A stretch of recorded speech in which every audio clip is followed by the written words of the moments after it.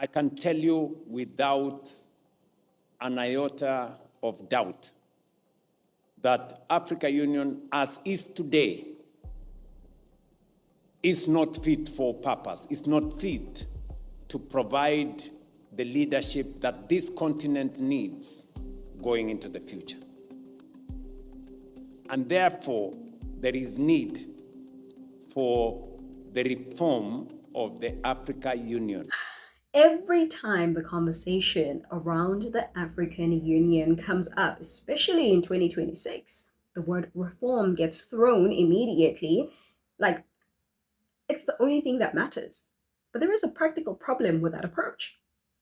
If you keep restarting the system every time you notice friction, nothing ever stabilizes long enough to actually produce results. At some point, you have to let structures breathe long enough to measure whether they are working for you before you tear them up again. Right now, there are already moving parts inside the continental system that matter more than constant redesign. The African Continental Free Trade Area is still the core economic project.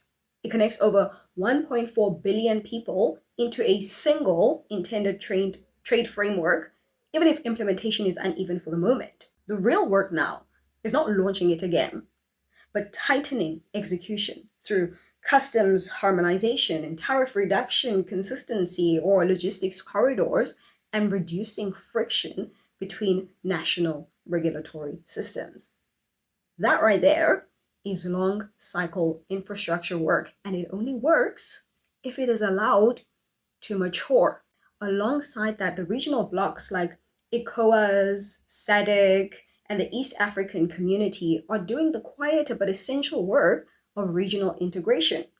ECOWAS continues to function as a political and economic coordination layer in West Africa, even under pressure from internal instability. SADC is still pushing industrial coordination and energy cooperation in the southern region, including cross-border power pool integration and trade alignment. These blocks are imperfect, but they are the actual operational machinery of continental integration. They are where policy becomes practice. Then there is a third layer that often gets underplayed, but it is increasingly important. It is Africa's positioning in global governance itself. It is no longer about internal coordination anymore.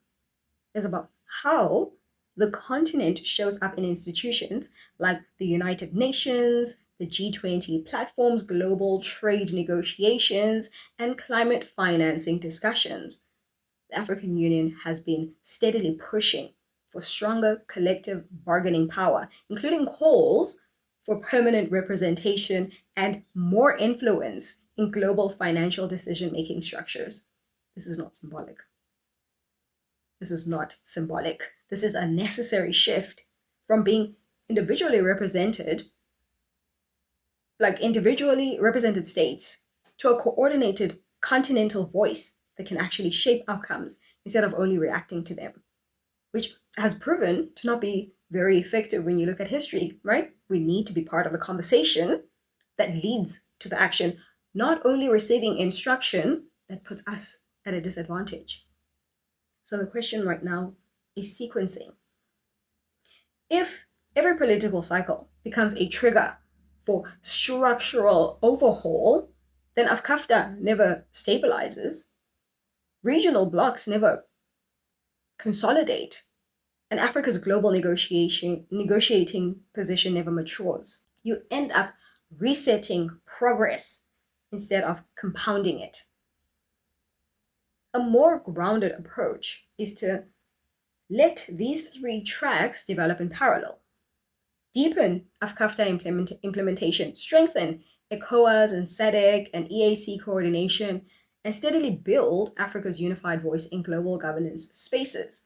Fix what is clearly broken, of course, but do not keep restarting what is already in motion. Stability is what turns these frameworks into power.